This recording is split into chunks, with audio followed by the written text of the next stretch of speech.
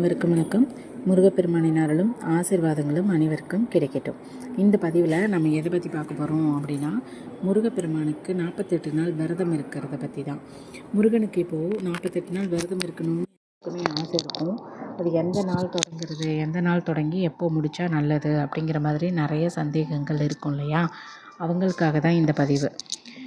48 நாள் விரதம் இருக்கிறது தைப்பூசத்தில் நிறைவு செய்கிற மாதிரி முடித்தோம் அப்படின்னா இன்னும் சிறப்பு அப்படிங்கிறதுனால நிறைய பேர் 48 நாள் மாலை போட்டு, அதாவது பழனி முருகனுக்கு மாலை அணிவிச்சு விரதமாக இருப்பாங்க. அதே மாதிரி சில பேர் பார்த்திங்க அப்படின்னா மாலை இது பண்ண மாட்டாங்க, கங்கணம் கட்டியிருப்பாங்க, அந்த மாதிரி ஃபாலோ பண்ணுவாங்க. 21 நாள் விரதம் இருக்கலாம் இந்த மாதிரி.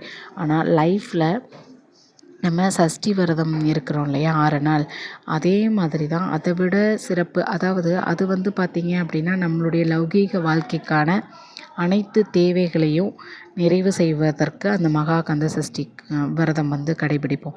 அதே மாதிரி இந்த தைப்பூசத்தை அன்னைக்கு முடிகிற இந்த 48 நாள் விரதம் அப்படிங்கிறது நம்மளுடைய கர்மாவையும் நீக்கக்கூடிய, நம்மளுடைய சுய ஜாதகத்தில் சில விஷயங்களை அனுபவிக்கக்கூடிய கெடுதல்கள் இருக்கும், பாக்கியங்கள் இருக்கும் இல்லையா?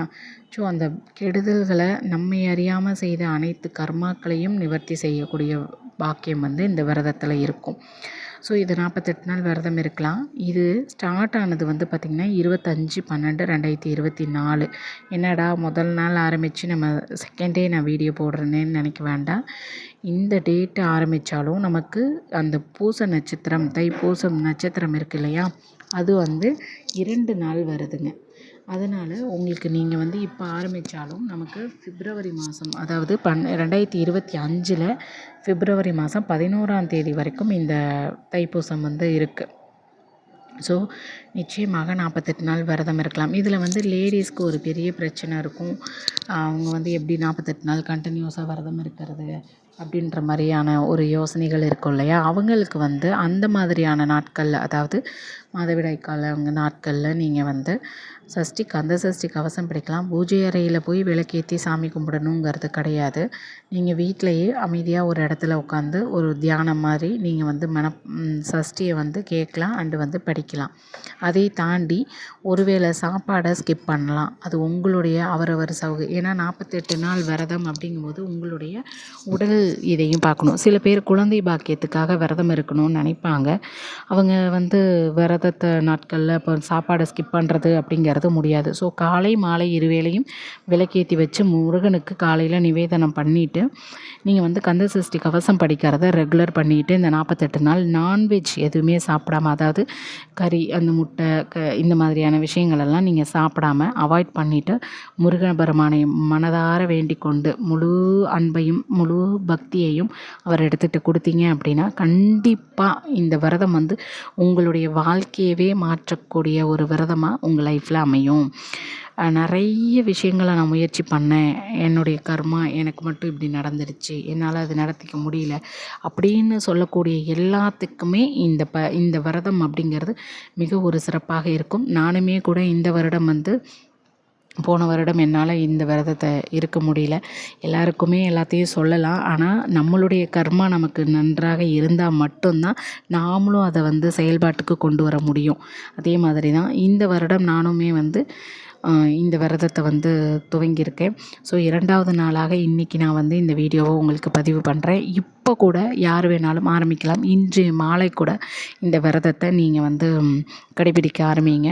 மாலை விளக்கேற்றி வச்சு முருகப்பெருமானை நினச்சி வழிபாடு பண்ணிவிட்டு இன்றைக்கி நைட்டு சாப்பாடை ஸ்கிப் பண்ணிடலாம் கூட. தினமும் நீங்கள் ஒரு வேளை சாப்பாடை, இப்போது சைவமாகவே இருக்காங்க அப்படின்னா, நானும் இதை ஒரு பதிவில் தான் கேட்டேன்.